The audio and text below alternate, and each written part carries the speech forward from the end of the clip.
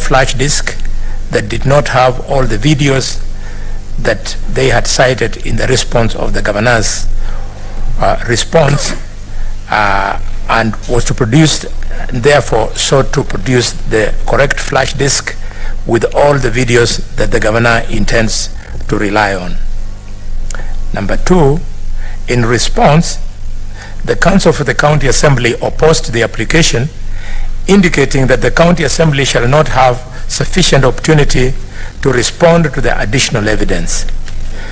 Council submits that the governor ought to have filed responses and evidence before the County Assembly during deliberation of the motion for removal back in Meru. In addition, it is the County Assembly's submission that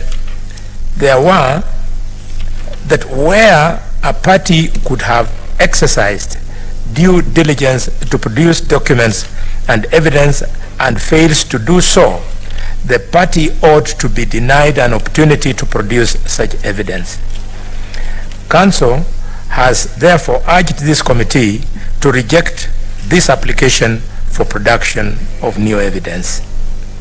3, in a rejoinder, Council for the Governor urges the committee to uphold the governor's right to fair hearing under Article 50 of the Constitution and allow the application with a view to establishing the truth and proper facts as a quasi-judicial committee.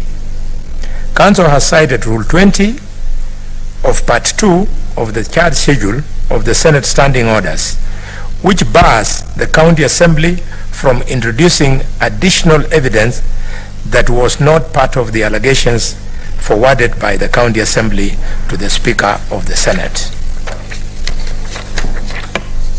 4, having heard the parties, the Special Committee has deliberated on the question of whether to allow the governor's application for new evidence and directs here as hereunder.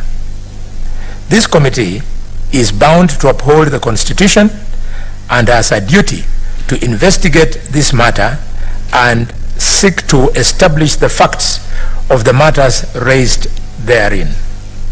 The committee is cognizant of the rules of evidence, the protection of the right to a fair hearing set out in Article 50 of the Constitution, and remains alive to the fact that to sufficiently carry out the mandate bestowed to this committee by the Senate, it may call for any information, document, or person that would shed more light on the matters that have been raised.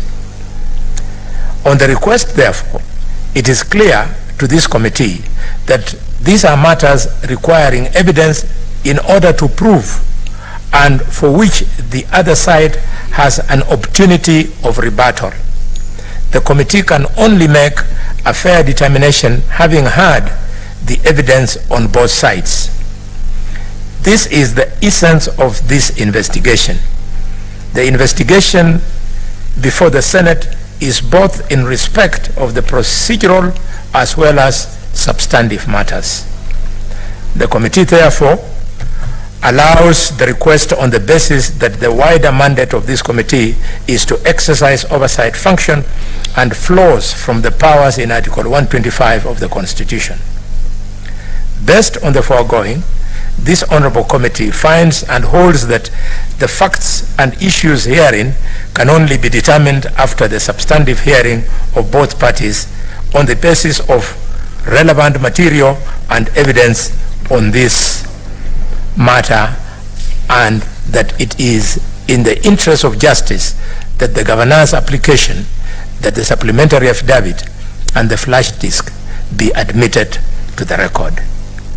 In the interest of fairness, the County Assembly shall have time and be allowed the opportunity to cross-examine and rebut the evidence during the course of these proceedings. The County Assembly is hereby permitted to file and serve any response by close of business today. I thank you.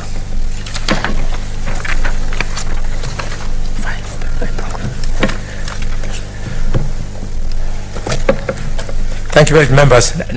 We now